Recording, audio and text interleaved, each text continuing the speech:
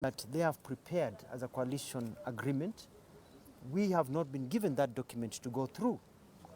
We have been shown, some of our people have been shown, and we are not even allowed to look at it for a long time, and we expected to sign to it.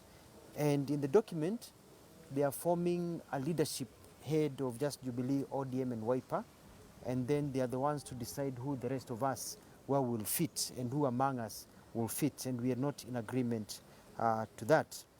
We also have problems with clauses that we believe in the nomination structure will lead towards zoning. We as political parties, we are here to win elections, and we've already recruited many people, and we've told them that we will be going all the way to the ballot. So we don't want to be caught up in a nomination process. We do feel that we have not been consulted. Decisions are being made, including the recent decision being made that Azimio will have a secretariat for nominations led by my good friend Honorable Raphael Tuju. We are seeing it in the media. We are supposed to be coalition partners making decisions together. It seems that there's first among equals and the rest of us. And we are saying that it looks like they have appointed themselves, the ones who have certain positions, and the rest of us, either we take it or we leave it. But we are saying that we have committed ourselves to Azimio, and we'd like to be able to move forward together, but in a very respectful manner. So as a result of our meeting today, we've come up with various, what do you call them?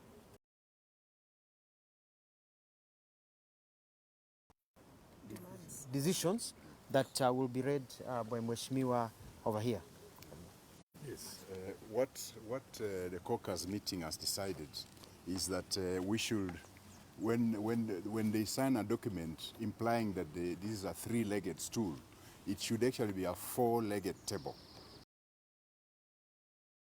The fourth leg of that table, and we should be recognized as such.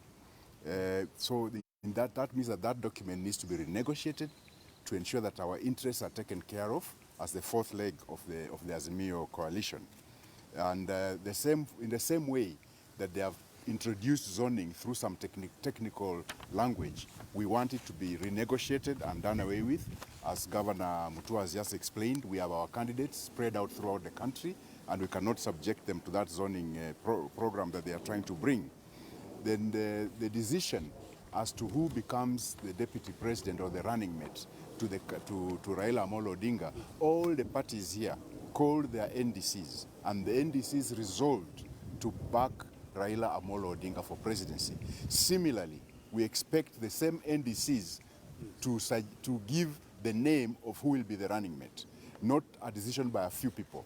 The running mate will have to be named by the same people that named the presidential flag bearer.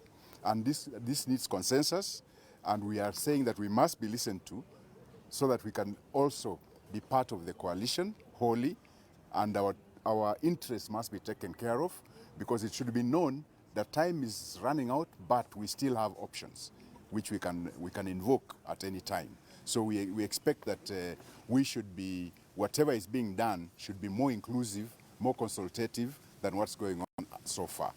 Thank you. Any questions, or do you have, we can maybe have an addition, Professor? I think we have covered everything. We've covered everything. Maybe we can get another word also. Space here. It's good to say the name. And I'm Felipe Saja, the Secretary General of Chama cha Uzalendo. I concur with my colleagues as leaders of other political parties. We supported Azimio political parties as equal partners, and we request that the Azimio team should work as a group, not as a situation whereby we have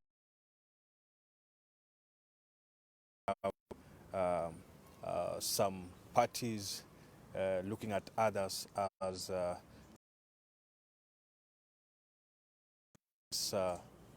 small partners or small boys. The only thing we'll want is that going forward from today, that there should be consensus in terms of any issues that are raised and decisions taken. There must be real partnership whereby the partners within Azimio are recognized in every decision that are taken. And as our partners have said, it's very clear that we have options, and if we are not listened to, we'll be forced to take that option that we'll agree as a team. This is the fourth-legged team table, and we are just calling on our friends that they should listen to us, and we only have 48 hours to agree on a position. If that position is not taken, then we will make a decision within the same 48 hours. Yes, thank you.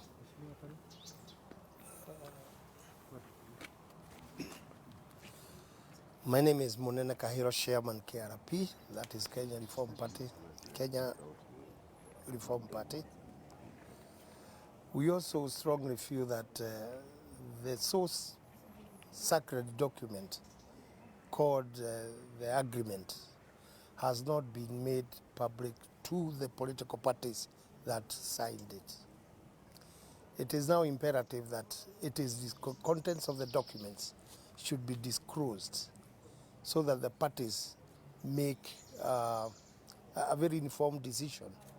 Because we all agreed we are in Azimio party, as political parties, we called our respective NDCs and endorsed whom to support as the presidential candidate.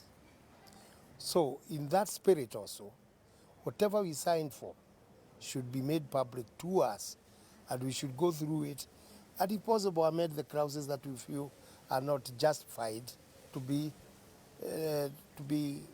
placed within the particular clauses. For example, the people that are supposed to make decisions, the 11 people, so-called people to make a decision on behalf of the parties, this legged stool of 3 has not incorporated the parties present here, and we feel we are left out.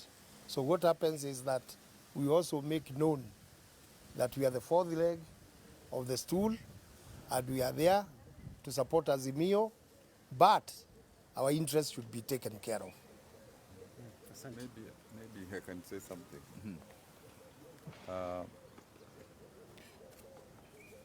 In the meeting of the political parties gathered here, a unanimous decision was taken that we have now formed Mwanzo Mpya caucus. And we therefore wish that this caucus is inscribed in the coalition party agreement, so that there are 4 caucuses. Initially, this was a caucus that was recognized because even at KICC, during negotiations with the president, the former prime minister, and others, this caucus was, even information was allowed 2 representatives in the apex body of Azimio. So at least today we have now firmed up in terms of making that firm decision of Mwanzo Mpya caucus. We are cognizant of the fact that before other people who are now asking to be at the front seat of Azimio, when some people had doubts about Azimio, we sacrificed to be founding partners within Azimio, and some of us actually gave up our presidential ambitions because we believed Raila, given his history, was the candidate to be supported. And we worked reasonably hard throughout the various parts of the country to popularize both Azimio and Raila's candidature. So in our meeting, we felt that we can't be wished away because of our work initially and our continuing work even up to today. Yes, some people call us small parties, but one important aspect to bear in mind is you never know which party is small and which party is big until after the elections, when you see the results. And we are confident that the parties in Mwanzo Mpya will make a mark this year in the elections. So we still reiterate that we supported Raila as a matter of principle. We supported him even without demanding positions, as some of the people are, because what was important for us initially was we wanted the manifestos or law of all the participating parties in Azimio to be aggregated